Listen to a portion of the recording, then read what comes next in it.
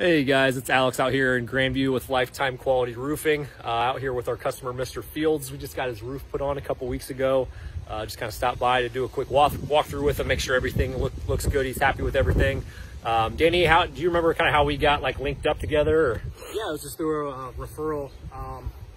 Got a hold of you. You came out, inspected the roof, and to be honest, it was a really easy, seamless process. Came out, inspected the roof, saw some damage.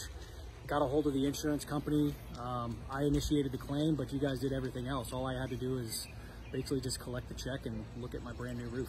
Perfect. And you, off the top of your head, about how much did we save you think going through the insurance route? I don't know the exact number. It's probably somewhere around $9,000 or $10,000 though. Beautiful.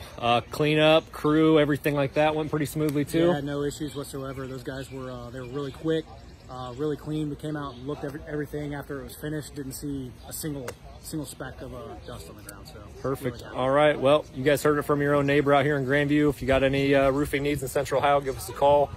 My number directly is 419-605-2646.